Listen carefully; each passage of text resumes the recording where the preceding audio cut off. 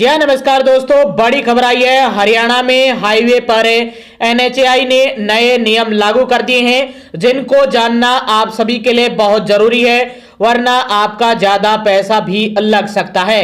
जी हाँ, हरियाणा या हरियाणा सरकार के तहत आने वाले हाईवे, रोड या एनएचएआई के तहत आने वाले हाईवे और एक्सप्रेसवे को लेकर यह बड़ी खबर आई है। आगे भी आप हरियाणा की हर खबर जानना चाहते हैं या केंद्र की हर अपडेट के लिए स्टेट नॉलेज टीवी हिंदी को सब्सक्राइब जरूर कर लीजिएगा। जी हाँ, national highway authority of India Haryana के साथ साथ पूरे देश के टोल प्लाजा को पूरी तरह से डिजिटल बनाने की तैयारी कर रही है। 1 अप्रैल 2026 से नेशनल हाईवे के सभी टोल प्लाजों पर कैश ट्रांजैक्शन को पूरी तरह से बंद कर दिया जाएगा। इसके बाद टोल का भुगतान केवल फास्टैग या यूपीआई जैसे डिजिटल माध्यमों से ही हो सकेगा। एनएचएआई का उद्देश्य टोल ऑपरेशन को ज्यादा पारदर्शी और सही बनाना है। अभी देश के 1150 से ज्यादा टोल प्लाजों पर इलेक्ट्रॉनिक टोल कलेक्शन सिस्टम लागू है। टोल प्लाजा पर भीड़ कम करने के लिए लिया गया है फैसला। एनएचएआई के अनुसार टोल प्लाजा पर कैश पेमेंट की वजह से अक्सर ट्रैफिक जाम की स्थिति बनती है, खासतौर पर पीक आवर्स यानी भीड़ वाले समय में नगद लेन देन के कारण गाड़ियों की लंबी लाइन लग जाती है और छूटे पैसों को लेकर विवाद भी होते हैं। डिजिटल पेमेंट पूरी तरह अनिवार्य होने से यह समस्या नहीं रहेगी। 98% गाड़ियों पर पहले से ही लगा है फास्टैग। देश में फास्टैग का इस्तेमाल काफी तेजी से बढ़ा है। आंकड़ों के अनुसार फिलहाल 98% से ज्यादा वाहनों में फास्टैग लगा हुआ है।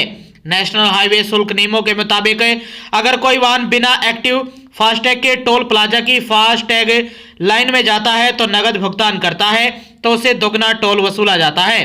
वहीं अगर कोई यूजर यूपीआई के जरिए भुगतान करता है तो उसे लागू टोल दर का 1.25 गुना चार्ज देना होगा। ये नया नियम लागू हो जाएगा एनएचएआई की तरफ से।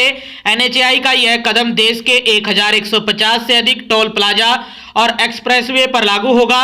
अथॉरिटी का मानना है कि पूरी तरह डिजिटल ट्रांजैक्शन होने से डाटा मैनेजमेंट में आसानी होगी और रास्तों की लीकेज भी रुकेगी। यह पहल सरकार के उस बड़े उद्देश्य का हिस्सा है जिसमें नेशनल हाईवे नेटवर्क को टेक्नोलॉजी से जोड़कर हाई एफिशिएंसी वाला बनाना है।